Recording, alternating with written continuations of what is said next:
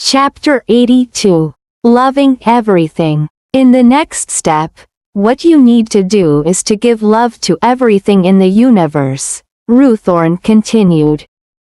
So, what is the next step then? I asked. What do you feel about what I have just said? He countered.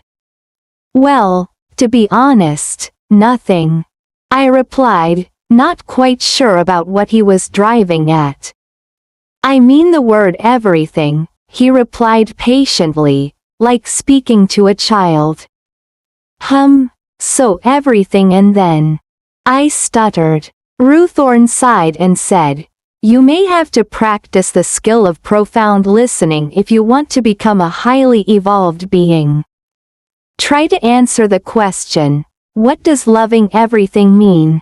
By loving everything, you mean to love humans, animals, and all other living things, like the grass and the trees, and so on.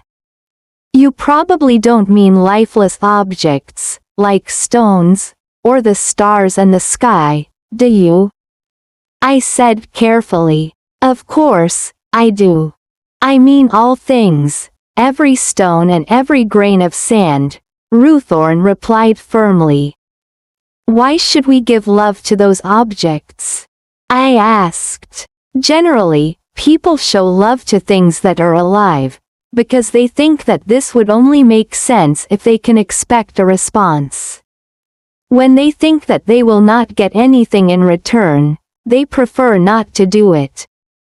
But for highly evolved beings, they don't love because they expect a response. Their love is not conditional to the subject, but they simply manifest their love, unconditionally and regardless of whether they would receive anything in return. The important part here is not about receiving love, but it's about giving love, instead. It is about sending out love frequencies infinitely without expecting these to be reciprocated, Ruthorn explained. He shook his head and went on. Sometimes, I'm really amazed at the way people in your world behave.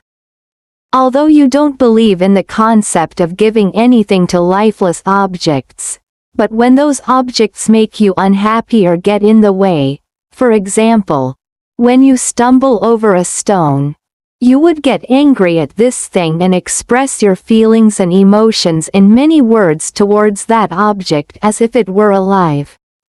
A highly evolved being will never behave in that way. He could never be angry at lifeless objects because that would mean that he would release hatred even if there is no adversary. We consider this the most foolish and unworthy thing to do. Those hate frequencies make you lose the opportunity to connect with the energy field around the universal network of the universe. And this principle of loving everything, Ruthorn went on, you have to consciously do it all the time, too.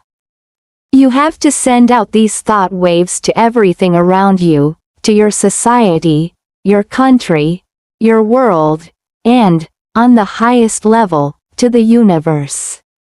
It has to extend and expand from you in every dimension and without direction. When this is successfully achieved, you will become a privileged one in the eyes of all energy forms. All beings with their prejudicial mind won't dare to challenge or impede any of your actions because your aura will shine so bright that eventually they will have to accept you.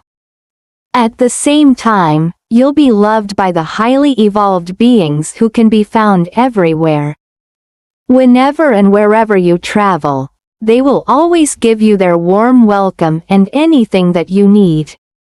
I had to let Ruthorn's explanation sink in for a moment before I replied. I have to admit, after listening to you, I'm feeling a bit stressed out. What happens if I can't do it? If you can't do it, that would be regarded as being abnormal in our eyes. It would look like you're swimming upstream, going against the whole world. In the end, this would cause a lot of difficulties and conflicts, and you wouldn't be able to stay here. His expression softened. But don't worry, Tim, I'm sure you can do it because you know all the right principles and processes, and are now ready to put them into practice. I'm going to explain the next step to you. Do you have any questions at this stage? Ruthorn asked. Well, I can't think of any yet, I replied, still processing everything he had told me.